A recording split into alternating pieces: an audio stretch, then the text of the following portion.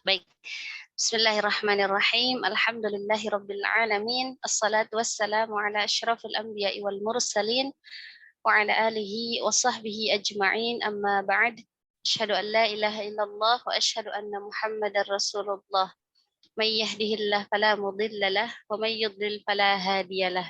Rabbi shrah li sadri wa yassir li amri wahlul 'uqdatam min lisani yafqahu qawli. Rabbi zidna 'uluman warzuqna fahman. Allahumma ij'alna wa ahlana min ahlil qur'anil ladzina hum ahluka wa khassatuk. Allahumma amin. Baik, akhwati fillah, saya menyapa dulu teman-teman dari Rumah Quran Al-Muq. Apa kabar semuanya? Alhamdulillah.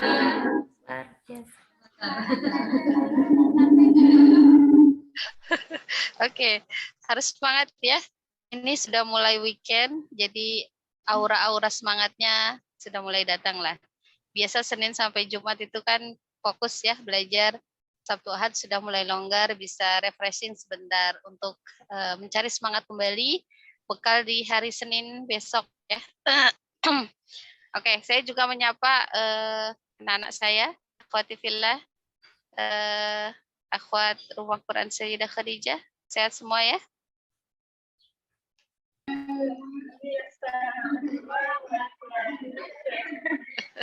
Oke. Ya. Jadi ini sebetulnya akhwat pertemuan kedua dari Manzumah Jazariyah. Sebelumnya masih kita sendiri ya, masih kajian ini masih di Rumah Quran kita sendiri. Alhamdulillah pekan ini bisa dilakukan secara gabungan dan sebetulnya kajian ini terbuka untuk umum, bisa diikuti siapa saja ya. Karena memang ini tidak istilahnya kajian terbuka, boleh diikuti siapa saja seperti itu. Manzumah Jazariyah adalah kitab yang harus dipelajari oleh mereka yang memang sudah memutuskan, sudah berikrar untuk menjadi seorang penghafal Quran atau mereka ingin menjadi pengajar Al-Quran. Dan biasanya penghafal Al-Quran itu secara otomatis adalah seorang pengajar Al-Quran. Dan pengajar Al-Quran pun harus menjadi seorang penghafal Al-Quran. Oke. Manzumah Jazariyah. Kitab ini mungkin sudah mulai masyhur ya, atau sudah mulai viral, bukan viral ya, sudah mulai banyak dipelajari itu sekitar tahun 2014 ke sini ya. Sebelumnya kitab ini belum terdengar gaungnya. Yang dipelajari biasanya baru kitab-kitab tajwid biasa. Nah, untuk di kita di Indonesia saat itu masih mempelajari kitab-kitab yang berbahasa Indonesia yang dikarang oleh oleh para hufadz ya, para hufadz dari negara kita, seperti ada Ustadz Abdul Aziz Abdul Rauf ya, Ustadz Muzammil Allahu Yarham. Beliau itu kan mengarang kitab tajwid ya, panduan daurah tajwid. Nah, itu beliau juga mengutipnya dari kitab Manzumah Jazariyah salah satunya. Alhamdulillah perkembangan yang sangat menggembirakan di tanah air kita, di mana kemudian ilmu tajwid dan khususnya lembaga-lembaga Al-Quran itu mulai bermunculan ya, mulai terasa ghirahnya. Dan perkembangan ilmu tajwid sendiri kemudian semakin meningkat dari yang dulu cuma belajar ya biasalah hukum nun sukun atau tanwin gitu ya. Kemudian belajar ikhfa, idgham, idhar. Nah, sekarang sudah mulai meningkat. Jadi belajar riwayat Hafs an Asim, Thariq Syatibiyah, apa itu Thariq Syatibiyah, kemudian mulai mengenal istilah yang namanya nabar, mulai mengenal istilah nanti ada yang namanya isba', raum gitu ya. Ini tentu sebuah perkembangan yang sangat menyenangkan. Nah, antuna sekalian sebagai calon-calon kader Al-Quran harus membekali diri dengan ilmu tajwid ini ya. Jadi harus mempelajari Manzumah Jazariyah. ya. Harus menghafalnya juga, ya, harus menghafalnya. Kemudian mempelajari apa isinya. Karena ini menjadi sebuah bekal yang sangat penting untuk dakwah Al-Sunnah ke depan. Baik, pertemuan kemarin kita membahas tentang perkembangan ilmu tajwid itu sendiri, ya.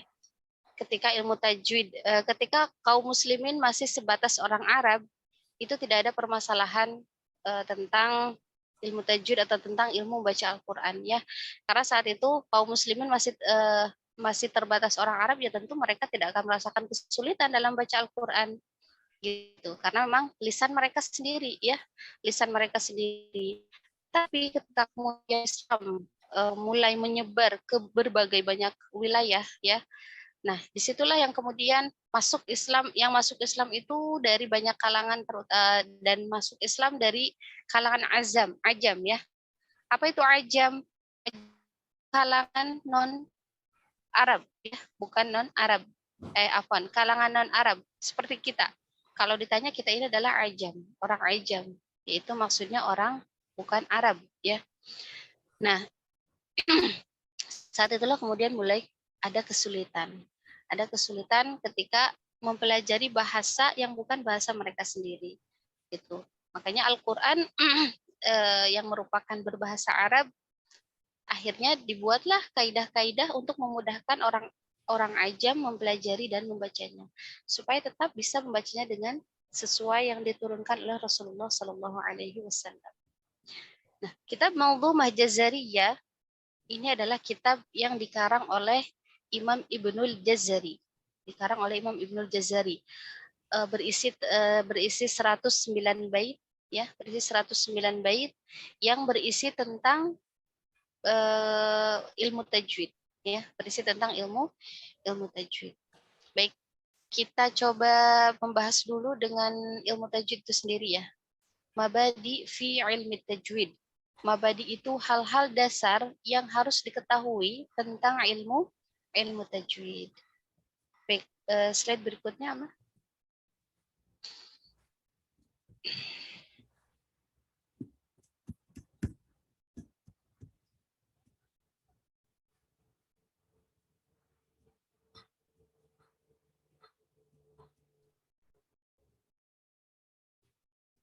Ya, jadi mabadi setiap ilmu itu ada 10, ya. Kalau kita mau mengetahui pengertian atau pengertian dari sebuah ilmu, itu kita harus mengetahui mabadinya, ya. Hal-hal prinsip atau hal-hal dasar yang menyangkut keilmuan tersebut. Ilmu tajwid menjadi keilmuan tersendiri, ya. Sekarang sudah menjadi sebuah keilmuan, disiplin ilmu tersendiri yang tidak seperti awal-awal yang masih merupakan cabang daripada ilmu bahasa Arab, ya. Awal-awal para ulama itu menjadikan ilmu tajwid itu sebagai cabang di ilmu bahasa Arab. Makanya kalau kita belajar nahwu shorof, itu kita akan mendapati bab makharijul huruf dan sifatul huruf.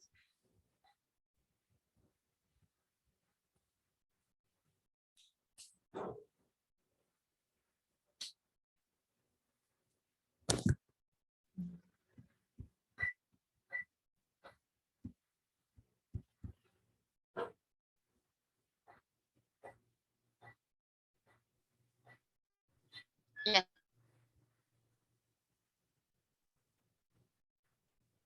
Di ilmu tajwid sama awal itu masuk ke cabang ilmu bahasa Arab, ya. Maka kita akan mendapati bab makharijul huruf dan sifatul huruf itu biasanya di bab akhir bahasa Arab, ya. Kalau ada yang pernah belajar Alfiyah Ibnu Malik, itu akan mendapati di bab akhirnya, gitu, ya. Jadi memang bahasa Arab dan ilmu tajwid itu tidak akan pernah bisa dipisahkan, meskipun sekarang ilmu tajwid sudah menjadi disiplin ilmu tersendiri. Nah, akhwati fillah, badi tajwid, nama badi kulli fanin syarah. Setiap itu memiliki mabadi. Itu memiliki 10 bagian. 10 bagian itu asma, isbah, wadhi, Jadi yang pertama kita ini dulu ya, ada 10 ya. Kalau kita ingin berkenalan dengan sebuah ilmu, maka kita harus mengetahui mabadi yang 10 ini. Nah, ketika kita ingin mengetahui tentang ilmu tajwid, maka mau tidak mau kita harus mengetahui mabadi yang 10 ini. Yang pertama adalah al-had atau batasan, ya, batasan. Batasan ilmu tajwid itu apa? Alhamdulillah. Nah, pengertian dari ilmu tajwid, batasannya itu adalah ilmu tajwid, ilmu yang mempelajari tentang kalamullah, ya, tentang lafaz-lafaz Al-Qur'an yang notabene adalah kalamullah, ya, yang merupakan adalah kalamullah. Nah, apa yang kita jadi batasannya di situ. Ilmu tajwid itu merupakan ilmu yang paling sedikit ya, paling sedikit dibandingkan dengan disiplin ilmu lainnya. Tapi dari sedikitnya ilmu tajwid ini pun seumur hidup kita tetap sepertinya tidak cukup untuk mendalaminya ya, untuk mendalaminya dan memahaminya. Yang pertama tadi adalah batasannya. Jadi batasan ilmu tajwid itu adalah berbicara tentang lafaz Al-Qur'an yang merupakan kalamullah. Yang merupakan kalamullah.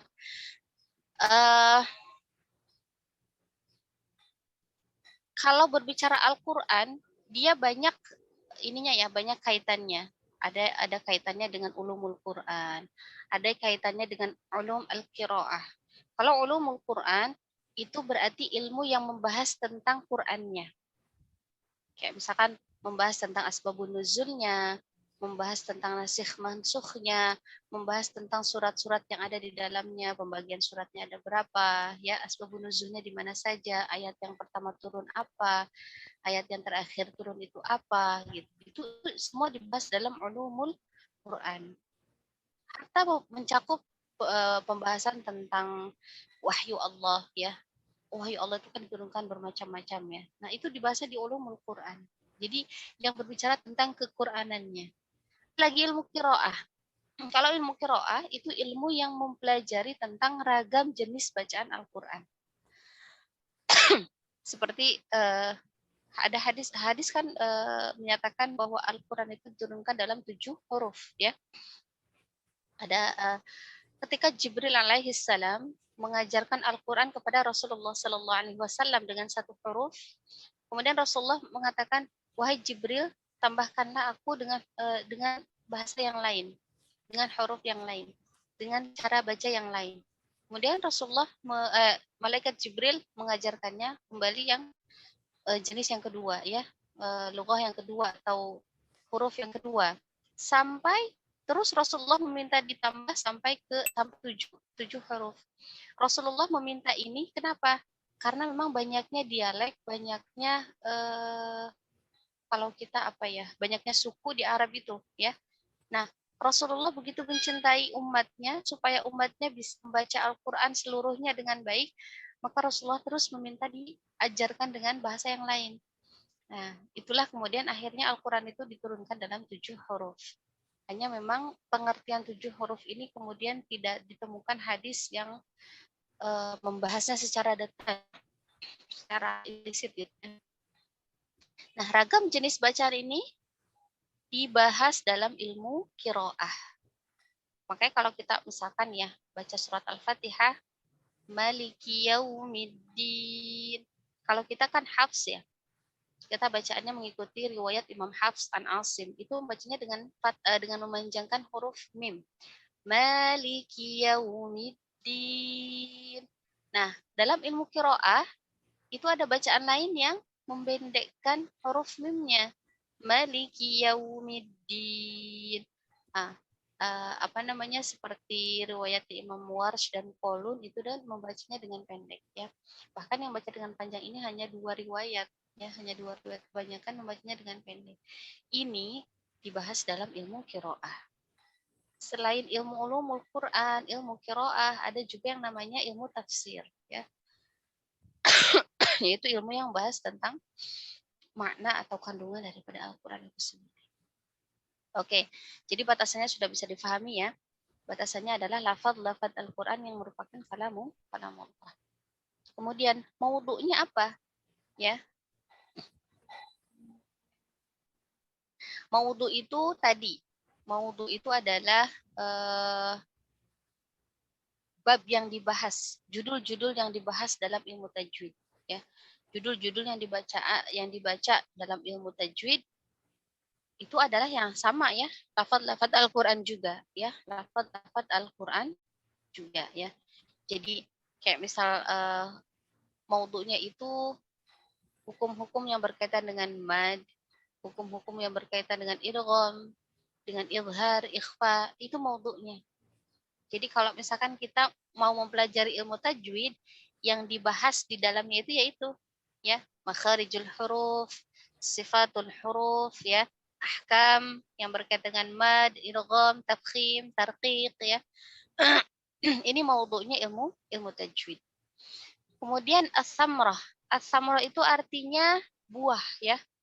Buah apa? Buah ilmu tajwid kalau dipelajari itu buahnya apa? Kalau kita mempelajari ilmu tajwid, buahnya apa? Buahnya adalah terjaganya lisan kita dari kesalahan dalam membaca Al-Quran. Ini buahnya.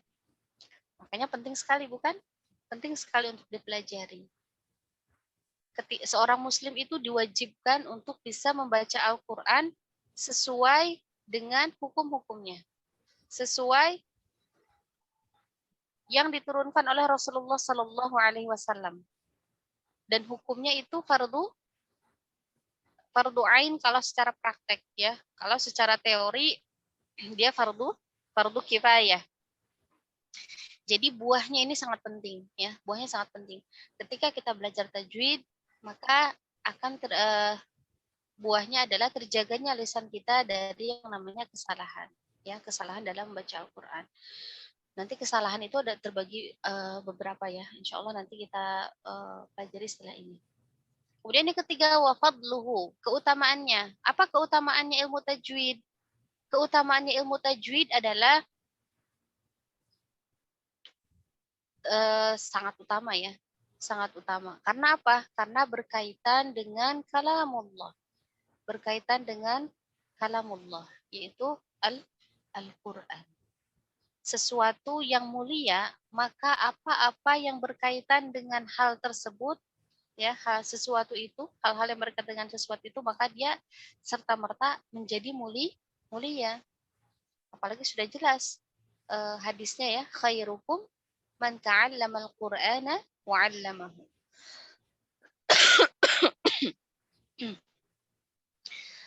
Ini hadisnya sahih ya.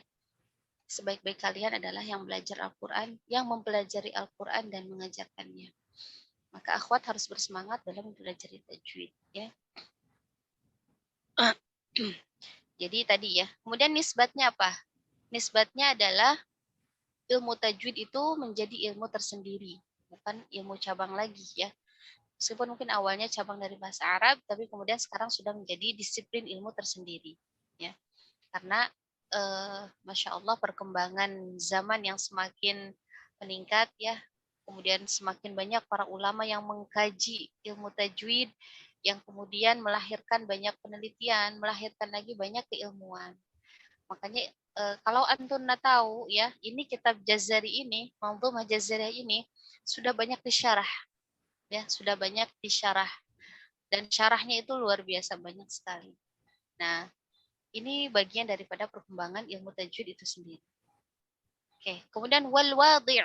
Apa yang dimaksud dengan wadhi' di sini? Yang dimaksud dengan wadhi' di sini adalah peletak dasar ilmu tajwid. Siapa kira-kira yang menjadi pelopor dalam meletakkan disiplin ilmu tajwid ini?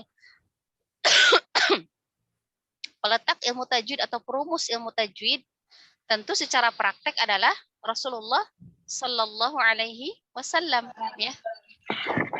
Beliau peletak ilmu tajwid pertama. Tapi kalau peletak ilmu tajwid secara disiplin, nah itu para ulama berbeda pendapat.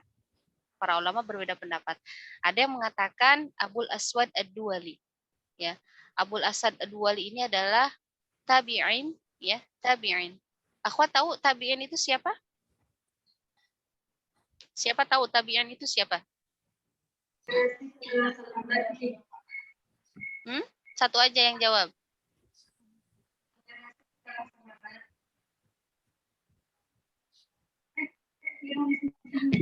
Generasi setelah tidak bertemu Rasulullah. Tidak terdengar. Oke.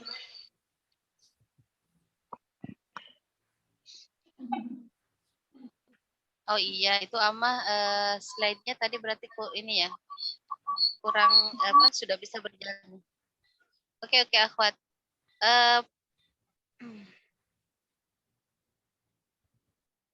Ya, coba ke slide berikutnya, mah.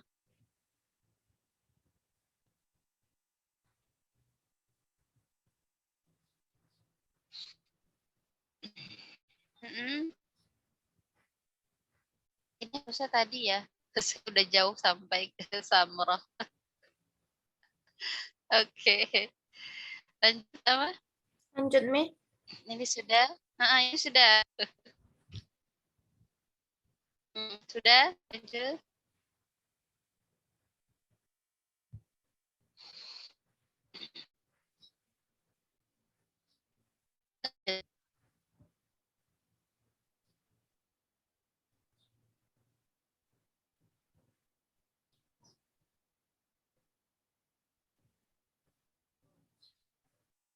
Ya, ini tadi maudhu ya. Ini fadl wa nisbah juga sudah ya. Satu lagi kayaknya mah.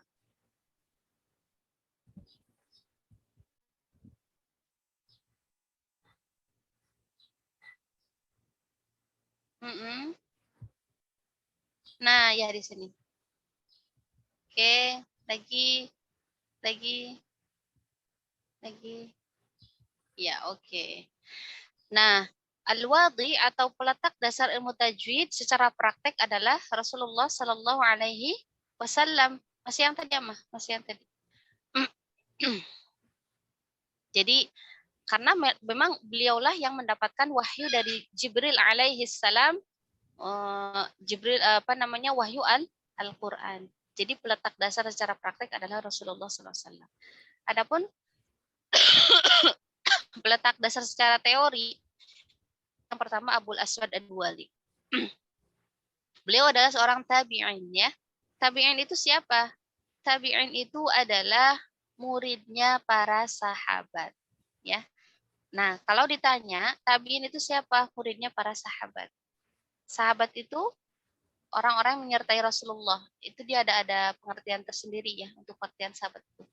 Yang dinamakan sahabat itu adalah orang yang bertemu dengan Rasulullah dalam keadaan sadar, ya, beriman kepada beliau, kemudian meninggal dalam keadaan iman. Ini pengertian sahabat.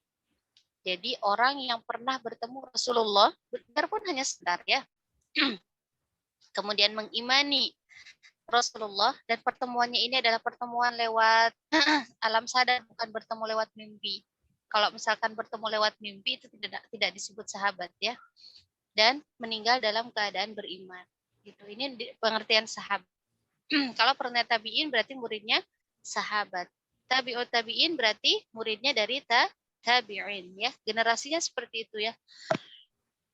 Makanya sebaik-baik zaman itu adalah zamanku, kata Rasulullah. Kemudian masih sudahku, kata sahabat, zaman sesudahku itu tabiin sampai ke tabi hanya sampai segini ya. Jadi kalau kita merujuk pada pengertian hadis tadi. Nah, Abu Aswad Ad-Duwali ini tabiin yang diminta oleh sahabat Ali bin Abi Thalib untuk merumuskan ilmu tajwid ya, kaidah-kaidah ilmu tajwid. Makanya para ulama ada yang mengatakan bahwa peletak dasar ilmu tajwid yang pertama adalah Abu Aswad Ad-Duwali. Karena ada kekhawatiran sekiranya tidak dibuatkan kaidah-kaidah tentang bahasa Arab, khawatirnya nanti bahasa Arab akan mengalami banyak perubahan ya, banyak perubahan yang akan merusak bahasa Arab itu sendiri. Nah, yang kedua ada yang mengatakan Abu Ubaid Al-Qasim. Yang ketiga ada yang mengatakan Imam Al-Khalil bin Ahmad Al-Farahidi. Imam Khalil ini adalah gurunya dari Imam Sibawai, ya, ulama besar tentang dalam ilmu nahu. Imam Sibawai itu ulama besar dalam ilmu nahu, gurunya adalah Imam Khalil Al-Farahidi. Imam Sibawai mengatakan dzaqa al-Khalil al-huruf, ya. Imam Sibawai mengatakan bahwa Imam Khalil itu dalam mempelajari makharijul huruf itu sampai seperti orang yang memakan huruf kemudian merasakannya seperti di mana letak huruf ko, za, di mana huruf za sampai segitunya, ya. Masya Allah gitu, saking detailnya ingin merumuskan di mana makharijul huruf dan sifatul huruf, ya. Kemudian yang keempat ada yang mengatakan Abu Muzahim Musa bin Ubaidillah Al-Khaqani. Nah, ini adalah Abu Musa ini atau Abu Muzahim ini, ya, Al-Khaqani ini adalah yang pertama kali membuat qasidah tentang ilmu tajwid. Akhwat, qasidah itu sama ya kayak nazam juga, kayak manzumah juga begini. Jadi kalau dengar kasidahan, nah itu sebetulnya kata serapan dari bahasa Arab, ya. Karena di Arab sendiri ada yang namanya qasidah. Qasidah itu adalah baitan syair yang dibuat sama seperti nazam, ya, seperti manzumah seperti ini. Nah, yang pertama kali membuat qasidah tentang ilmu tajwid itu adalah Abu Muzahim Al-Khaqani. Kemudian ada lagi ulama yang mengatakan bahwa peletak ilmu tajwid itu adalah Imam Maki Abu Talib. Imam Maki Abu Talib yang mengarang kitab Ar-Ri'ayah. Tapi di sini tidak disebutkan, ya. Jadi para ulama berbeda pendapat siapa yang meletak dasar daripada ilmu tajwid itu. Di Indonesia kemudian mengenai ism, penamaan, ya. Mengenai penamaan ilmu ini dinamakan ilmu tajwid. Atau dinamakan juga dengan ilmu tahsin, ya, ilmu tahsin. Karena tadi kalau berbicara tentang pengertian tajwid itu kan sama dengan tahsin, ya. Tajwid, tahsin, ya, sama. Di Indonesia bahkan sudah mendapatkan istilah tahsin tilawah, hakut tilawah, ya, tahsin Al-Quran, atau fannut tartil. Tajwid juga nama lainnya adalah fannut tartil. Lanjut, Ama.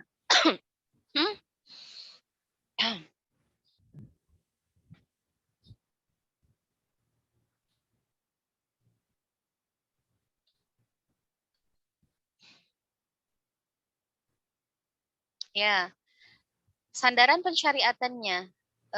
Kita disyariatkan untuk mempelajari ilmu tajwid, sandarannya apa? Dalilnya apa? Yang pertama adalah tentu dari Al-Quran, surat Muzammil. Ini yang sudah masyhur, ya. Urattilil Qur'ana tartila. Dan bacalah Al-Quran secara tartil. Ini yang pertama. Tartil di situ maknanya bukan sekedar membaca Al-Quran secara perlahan-lahan atau membaca dengan khusyuk, ya.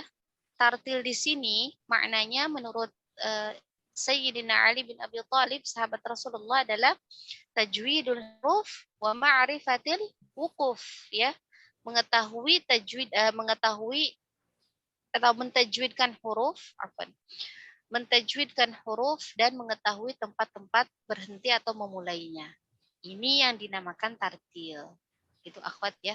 Jadi baca Quran dengan tartil itu adalah membaca Al-Quran sesuai tajwid, ya, dan mengetahui waqaf ibtida'nya. Hati-hati, akhwat, kalau tidak memahami bahasa Arab, ikuti panduan waqaf ibtida yang ada di Al-Quran, ya. Tidak usah berinovasi sendiri, ya. Tidak usah berkreativitas. Saya mau mulainya dari sini, saya mau berhentinya dari sini, tidak usah, ya. Karena untuk mengetahui waqaf ibtida itu di bahasa Arab. Itu sandaran yang pertama. Sandaran yang kedua itu dari Ummu Salamah. Dari Ummu Salamah radhiyallahu anhu, beliau ketika mensifati bacaannya Rasulullah Shallallahu alaihi wasallam itu membacanya dengan memperjelas huruf demi huruf. Mufassaratan harfan. Jadi betul-betul didetailkan, ya, diperjelas huruf satu hurufnya. Itu istimdadnya.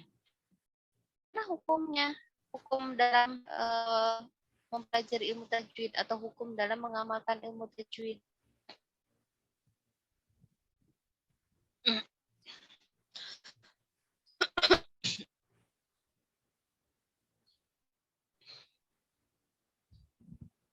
Ya, hukum mempelajari tajwid kalau secara teori, akhwat. Ya, ini dulu, Ama. Kalau secara teori, yaitu fardu kifayah. Maksudnya fardu kifayah, Antona sudah tahu ya. Harus ada segolongan kaum muslimin yang fokus mempelajari ilmu tajwid, kemudian mengajarnya kembali kepada yang lain. Harus ada golongan ini. Dan jumlah golongan itu harus mencukupi, ya. Jangan mentang-mentang jadi harus mencukupi itu makanya harus seimbang. Misalkan ada 1.000 kaum muslimin, kalau misalkan hanya 1 orang saja yang mempelajari tentu tidak cukup, ya. Minimal harus 200, minimal harus jumlah ratusan yang mempelajarinya. Yang dengan jumlah itu kemudian mencukupi untuk mengajarkan kembali. Karena kalau misalkan tidak ada yang pelajari ilmu tajwid, lantas siapa yang akan menjaga ilmu tajwid? Siapa yang akan mengajarkannya, gitu ya. Jadi maksud daripada fardu kifayah itu adalah kewajiban yang harus dipenuhi oleh sebagian orang, di mana sebagian orang ini bisa mencukupi kewajiban tersebut. Gitu. Tapi secara praktek ya, secara praktek kalau ini saya mengambil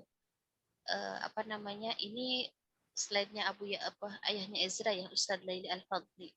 Nah, adapun mengamalkan ilmu tajwid atau membaca tajwid secara praktik itu macam-macam hukumnya. Ada wajib, ada tidak wajib, ya. Ada di antara 2 pendapat di atas dengan beberapa penjelasan. Coba boleh Amah ke slide berikutnya.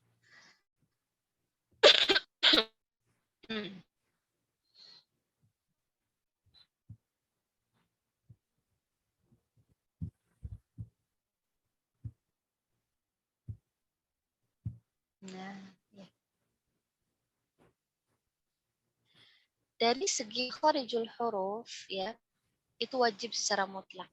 Mau orang awam, mau orang yang mempelajari ilmu tajwid, mengajar Al-Quran, Al-Quran, itu wajib. Semuanya kalau untuk huruf harus bisa belajar, ya, harus belajar sampai bisa. Kenapa?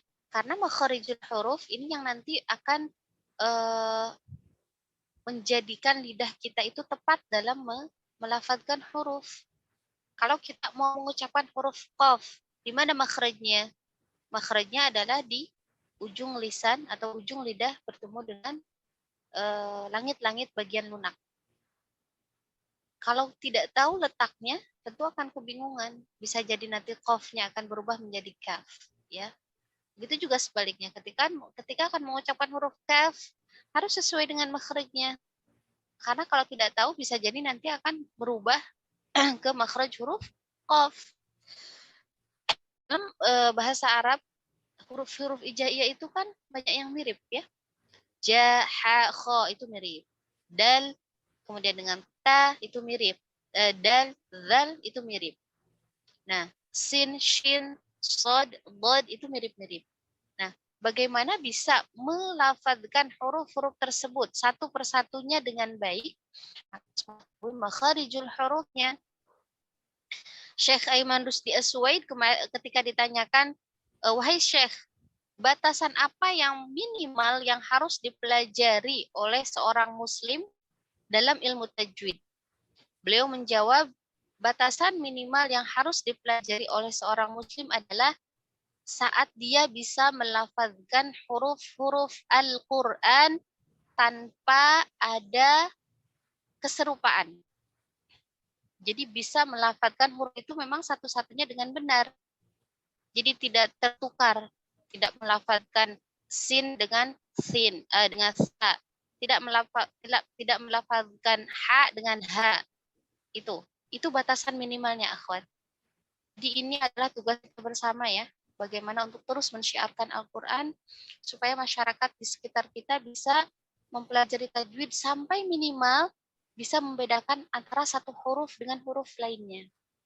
Karena kalau masyarakat awam apalagi ya, coba suruh mereka membedakan antara huruf zal dengan huruf dha lah ya, huruf dha dengan huruf do ya, huruf sin tadi huruf sa, huruf ha dengan huruf ha ya, huruf ain dengan huruf hamzah a dan a, itu kan juga lumayan berat ya. Jadi ini kewajiban yang mutlak, kewajiban minimal yang harus dipelajari oleh seorang muslim ya. Karena kalau tidak ada perbedaan dalam melafalkan huruf, nanti akan terjatuh pada lahan, pada kesalahan. Nah, terus bagaimana dengan mereka yang sudah belajar tapi ternyata memang lidahnya sudah kaku, tidak bisa membedakan antara huruf H dengan huruf H, tidak bisa mengucapkan fa dengan mengucapkan fa jadi pa gitu ya, tidak bisa mengucapkan ro dengan ra aja ra, tidak bisa ro, itu bagaimana? Selama dia belajar dan terus berlatih, maka kelemahannya tersebut bisa dimaafkan. Tetapi orang-orang awam yang masih belajar tajwid dan belum bisa melafadzkan huruf atau belum bisa membedakan dalam melafadzkan huruf, itu jangan menjadi imam dulu. Ya, jangan menjadi imam dulu, jangan membaca Al-Qur'an secara syiar dulu ya, cukup diri sendiri saja. Sambil terus belajar sampai Allah berikan mudahan dia bisa melafadzkannya dengan benar. Bisa difahami akhwat ya? Ini aku mengamalkan tajwid dari segi makharijul huruf. Kemudian dari segi sifatul huruf bagaimana? Sifatul huruf ini kalau kita belajar ada sifat wajib yang sifat qiyas. Kalau sifat wajib yang harus dipraktekkan, yang harus diamalkan, itu contohnya adalah sifat tebal tipis. Yang dimana ketika sifat tersebut tidak diamalkan, berpotensi untuk mengubah huruf. Misalkan huruf za.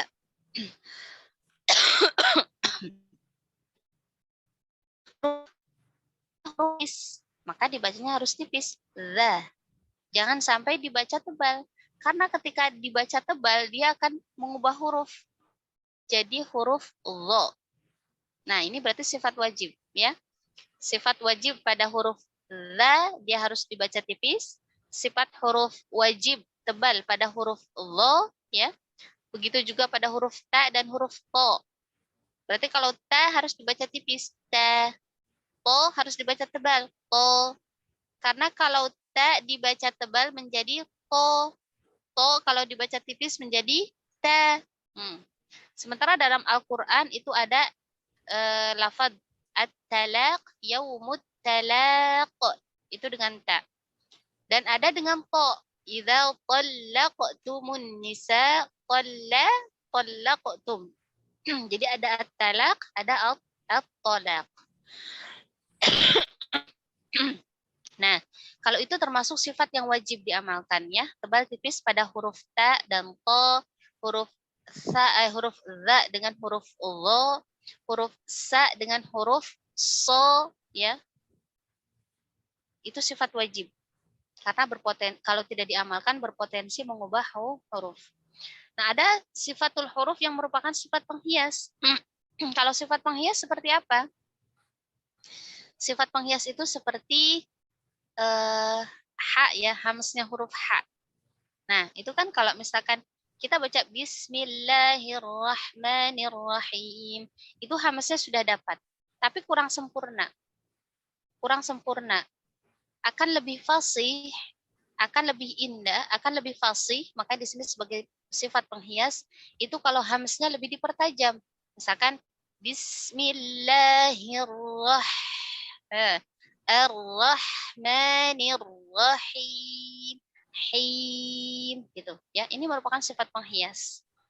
Atau sifat takrirnya huruf ro. Nah, itu kan tidak bisa diukur ya. Makanya itu sebagai penghias. Kalau itu tidak terlalu banyak, tidak terlalu kurang ya.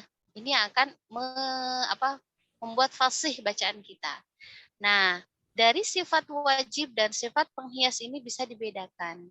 Ketika talaqi ya, atau dalam majelis ada. Majelis ada itu adalah majelis di mana seorang murid membaca secara talaki kepada gurunya dalam rangka mengambil ijazah.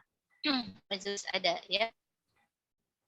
Nah, sifat kalau dalam majelis ada atau dalam saat bertalaki, sifat penghias itu wajib, ya.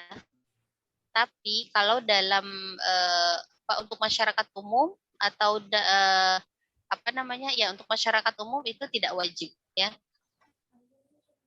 Begitu juga dengan sifat wajib baik saat lagi atau sedang baca sendiri. Nah, adapun untuk sifat wajib, ya, itu tetap harus diamalkan. Gitu, ya. Jadi mudah-mudahan bisa dipahami. Lanjut, Ama.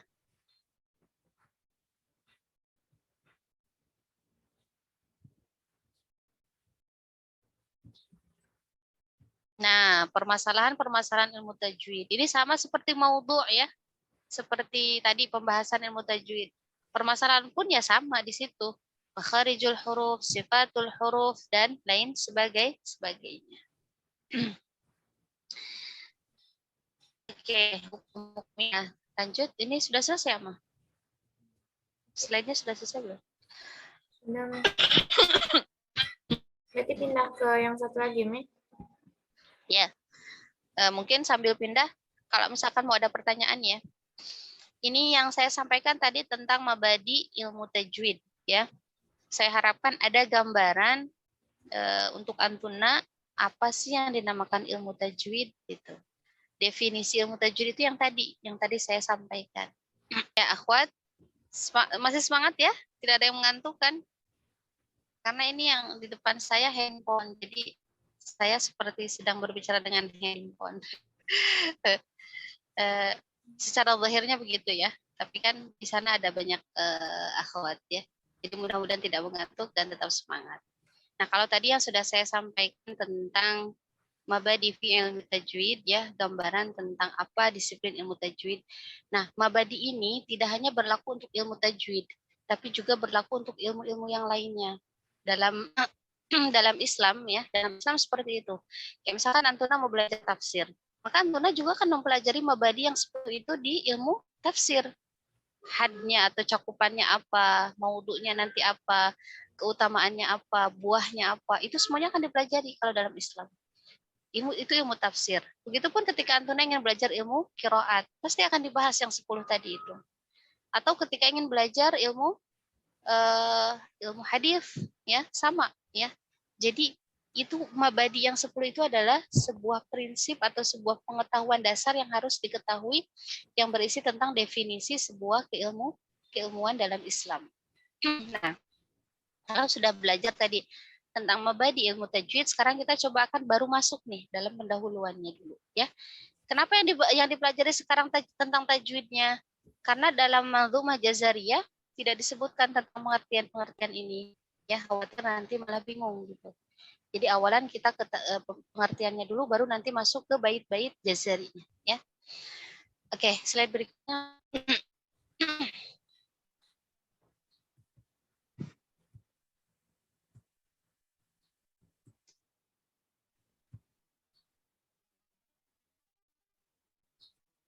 Ya, ini ya. Tadi seperti yang sudah disampaikan bahwa tajwid itu sama dengan tahsin, ya, dan sama juga dengan tartil, ya. Tartil itu kan maknanya tajwidul huruf wa ma'rifatul wuquf, ya, mentajwidkan huruf dan mengetahui tempat-tempat berhentinya. Jadi kalau misalkan kita belajar ilmu tajwid, maka apa yang kita pelajari ini tidak akan jauh-jauh dari yang ini, akhwat. Yang pertama dari tajwidul huruf, ya, bagaimana membaguskan huruf-huruf yang akan kita baca. Kemudian yang kedua tentang waqaf, ya, tentang di mana harus berhenti, di mana kemudian memulai. Syekh Abdul Karim Al-Jazairi mengatakan bahwa yang dinamakan tajwid itu, yang dinamakan tartil itu adalah tajwidul huruf wa tajwidul ma'na. Tidak hanya membaguskan huruf-hurufnya, tapi juga membaguskan maknanya. Maksudnya apa? Maksudnya adalah jangan sampai ketika kita membaca Al-Quran, makna yang tersampaikan itu tidak rancu, ya. Karena kan beberapa lafaz Al-Quran itu kan kalau misalkan kita tidak tahu di mana berhentinya, jangan-jangan kita berhenti pada kalimat yang tidak tepat. Sehingga ketika didengar orang menyebabkan pengertian yang salah. Kayak misalkan kalau misalkan kita berhenti di fawailul lil musallin, sadaqallahul azim. Wah, itu maknanya jadi rancu tidak, akhwat? Rancu kan? Gitu. Meskipun di situ sebenarnya tidak hanya wakaf ya, itu dinamakan qata'. Ini nanti akan kita pelajari juga di pembahasan berikutnya insyaallah. Jadi pentingnya kita bisa membaguskan makna itu adalah begitu ya. Jadi tepat dalam wakaf, tepat juga dalam memulainya. Supaya apa? Supaya makna yang tersampaikan saat kita baca Al-Qur'an itu adalah maknanya yang tepat gitu ya. Jadi membaguskan huruf juga membaguskan makna. Lanjut Amma.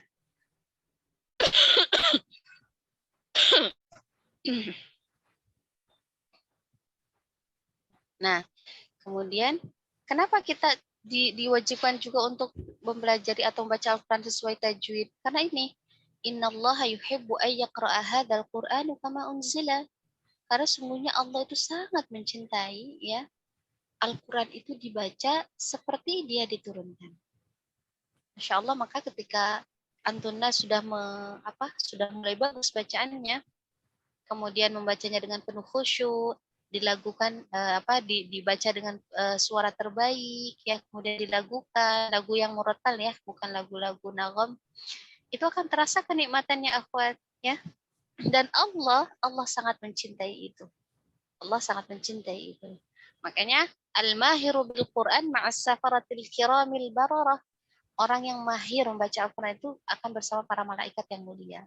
Dan kemahiran membaca Al-Quran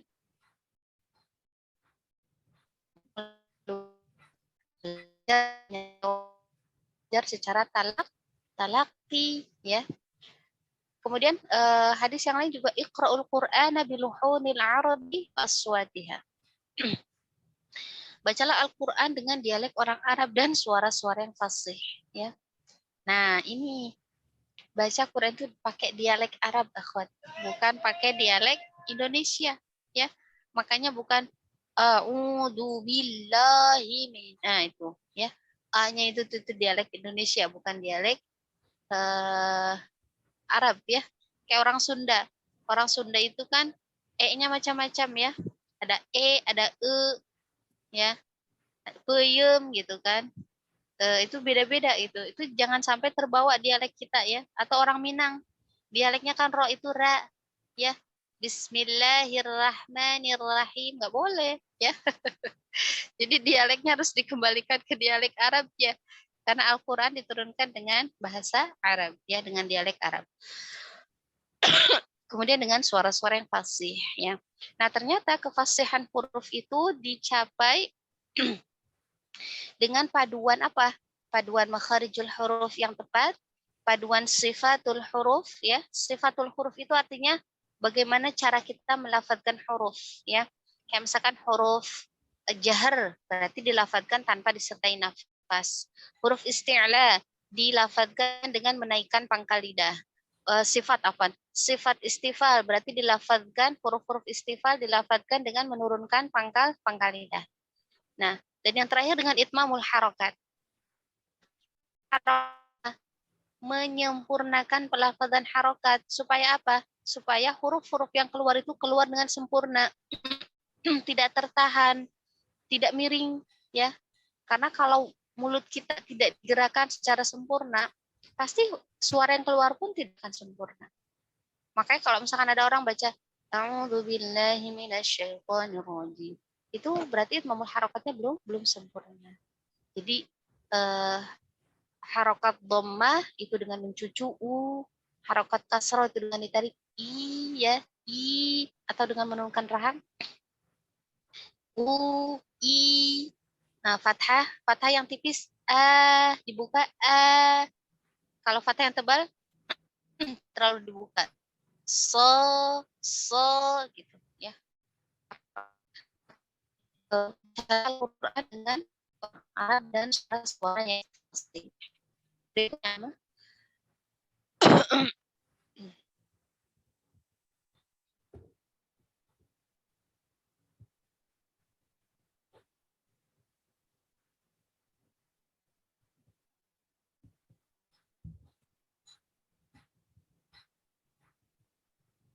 Ya, di antara makna tajwidul huruf itu adalah tahsinul huruf was-saut, ya. Pembagusan huruf dan suara. Makanya ada yang mengatakan suara saya nggak bagus. Enggak juga sebetulnya, karena kalau makhraj sifatnya tepat, biarpun nggak bisa, kan beda ya orang yang nyanyi, orang yang pintar nyanyi dengan yang tidak nyanyi kalau soal nyanyian ya. Cengklok-cengkloknya, ada yang lurus aja, ada yang bagus cengklokan. Kalau baca Al-Quran tidak seperti itu, akhwat. Yang penting makhraj sifatnya sudah bagus, itu pasti bisa menghasilkan suara yang bagus. Maksudnya di sini dengan membaguskan huruf atau membaguskan suara itu adalah baca Qurannya jangan lempeng, kasih nada gitu. Tapi nadanya nada yang murotal. Biar orang dengar tuh enak. Ini mau ngaji Bismillahirrahmanirrahim. Alhamdulillahirrabbilalamin. Itu kan lempeng ya. Coba pakai nada. A'udzu billahi minasyaitonir rajim. Itu kan ada nadanya ya. Itu enak. Jadi dengan suara terbaik, dengan tetap memperhatikan makhraj dan sifatnya. Nah, kemudian ada marhalat takmil ya. Jadi marhalatul takmil itu takmil menyempurnakan ya, dan marhalatul itqan. Jadi kalau kita termasuk makna tajwidul Quran itu ya tadi membaguskan huruf dan suara, menyempurnakan. Mungkin beberapa antuna ada yang sudah bagus, standar tajwidnya sudah bagus ya. Misalkan hukum idhar idgham sudah tahu, hukum madnya sudah tahu, sudah bisa mempraktekkan mad yang 2, 4, 6 dan seterusnya. Nah, berarti masuk ke marhalatut takmil, menyempurnakan. Berarti menyempurnakan di sini nanti apa yang harus disempurnakan sifatnya, kayak misalkan tadi hamsnya, isti'la'nya disempurnakan lagi, itbaqnya disempurnakan lagi, itmamul harokatnya disempurnakan lagi. Ini masuk pada makna tajwidul huruf juga ya, tajwidul Quran. Nah, nanti terakhir baru masuk ke marhalatul itqan ya. Marhalatul itqan ini biasanya marhalah yang sudah dimasuki oleh mereka-mereka yang sudah menguasai ilmu tajwid, masuk mungkin mulai belajar ilmu qiraah ya, atau mereka-mereka yang sudah menghafalkan Al-Quran, sudah selesai, sudah masuk muroja, ini biasanya masuk ke marhalah itqan gitu. Jadi kalau misalkan antuna sekarang masih marhalah penyempurnaan ya, sampai nanti menyelesaikan 30 juz ya, nanti masuk pengambilan sanad, itu biasanya masuk ke marhalah itqan ya, pemantapan untuk mencapai derajat mahiru bil Quran. Lanjut, Am.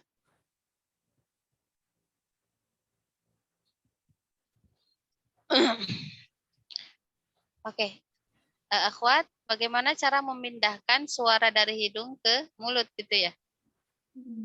Iya, ya, itu dinamakan khayshum ya. Jadi beberapa permasalahan yang sering dihadapi saat mengajar itu menemukan mereka yang baca Al-Quran itu bacaannya keluar dari khayshum, dari hidung. Boleh ditutup dulu itunya?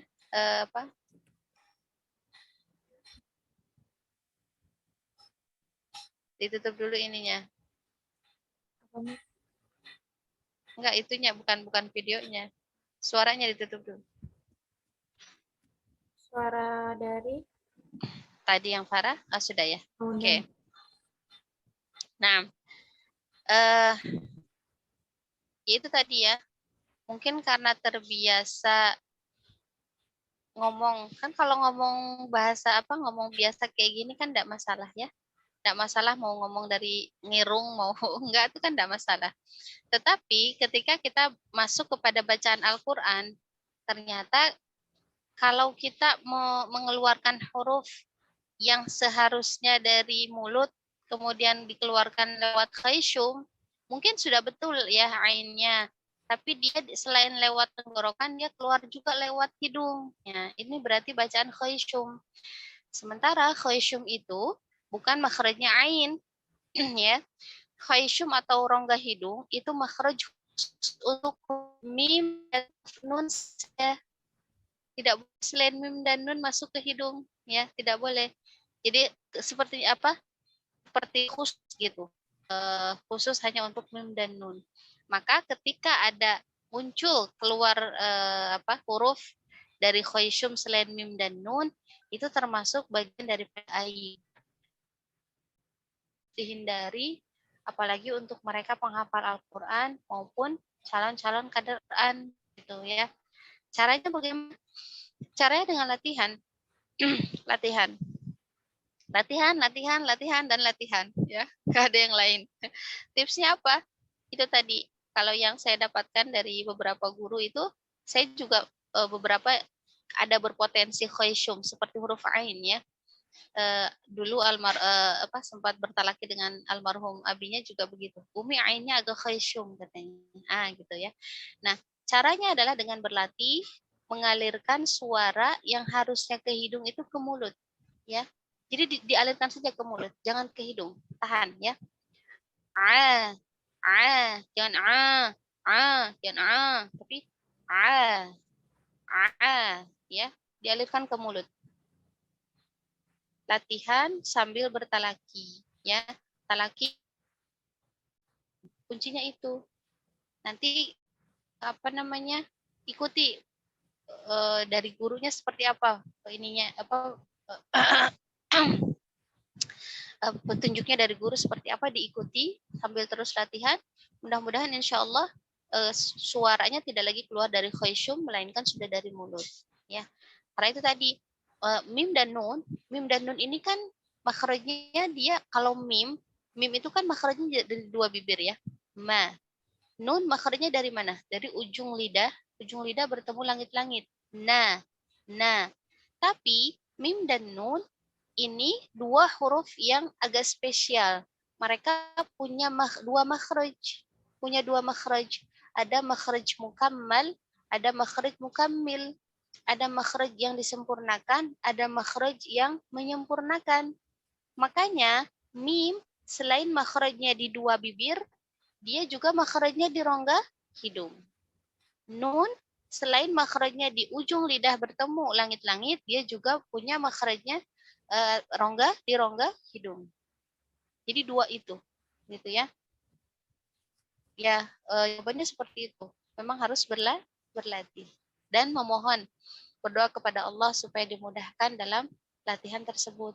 Karena mungkin kalau sudah masuk wilayah talaki ya, itu adalah wilayah-wilayah yang kita itu sepertinya pasrah ya. Pasrah itu bukan berarti tidak mau tadribat, tidak mau latihan, tapi kita latihan keras. Tapi seandainya dengan latihan itu kemudian Allah belum mentakdirkan lidah kita itu tepat atau sempurna, ya bersabar gitu.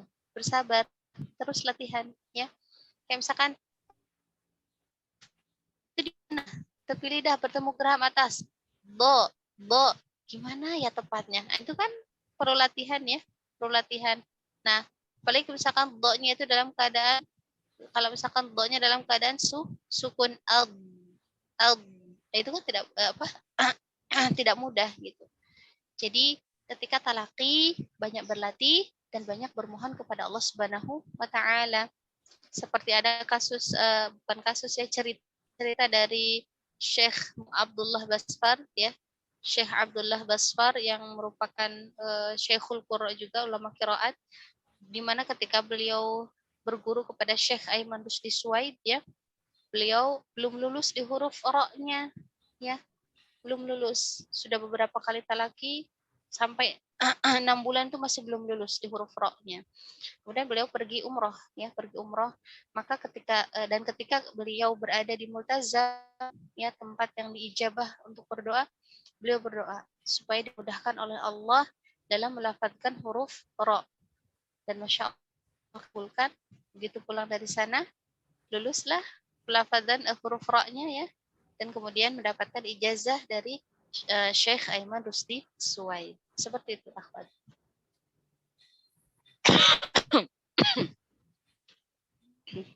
Baik. Hostnya Ufti Farah. Terima kasih jawabannya. Nah, sama-sama.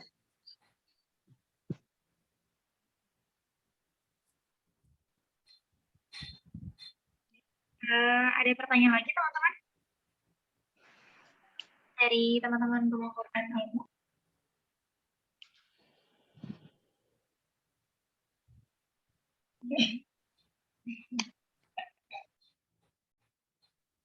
Ya, kalau tidak ada mungkin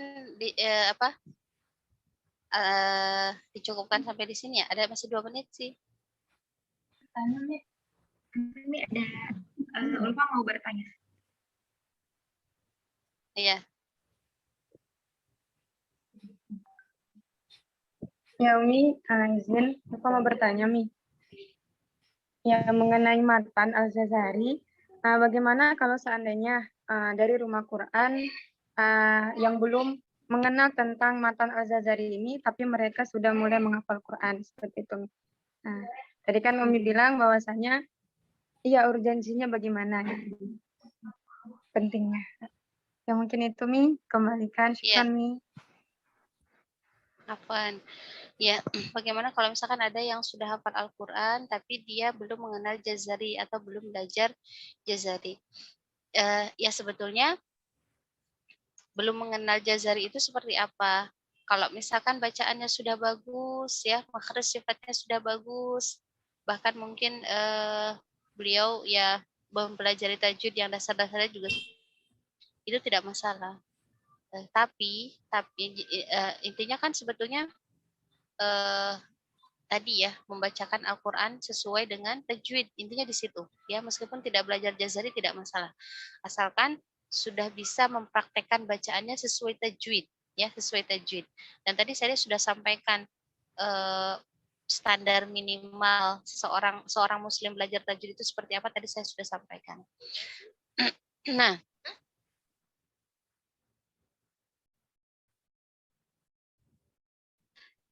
kemudian tapi ya, untuk mereka yang penghafal dan pengajar Al-Quran, biasanya kan penghafal itu sekaligus pengajar ya, dan mengajar sekaligus penghafal. Itu harus berkenalan dengan Jazari. Kalau misalkan tidak ada akses untuk belajar matan Jazari, maka bisa mempelajari buku-buku tajwid yang ada. Karena insya Allah buku-buku tajwid yang ada itu pasti rujukannya Jazari juga. Pasti tidak akan melewatkan yang namanya matan Jazari. Setahu saya buku tajwid yang ada itu kebanyakan mengambil rujukannya dari Manzumah Jazariyah. Hanya bedanya kalau kita belajar Jazari berarti kita belajar langsung ke sumbernya, ya, langsung ke sumber kitab kudamaknya.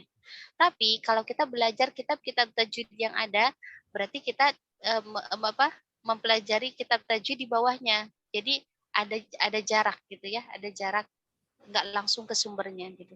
Nggak masalah kalau misalkan belajar tajwid yang kitab-kitab buku-buku tajwid biasa, nggak masalah gitu. Jadi karena kan belajar Jazari bukan yang fardhu ain gitu kan, tidak ya. Itu tadi tujuannya itu. Dan kalau ya syukur-syukur kalau misalkan ada akses untuk belajar Jazari, untuk belajar matan ini, apalagi misalkan akses dapat guru yang bagus ya, wah itu jangan dilewatkan kesempatan itu. Karena kitab ini termasuk yang menjadi rujukan utama di seluruh dunia ya. Seperti itu. Wallahu a'lam bishawab.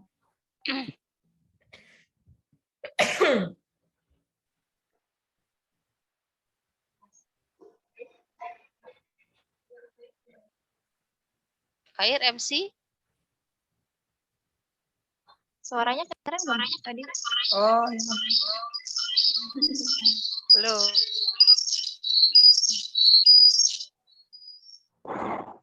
Jazakallah khair kepada Umi yang sudah jawab pertanyaannya dan memberi penjelasan, Masya Allah.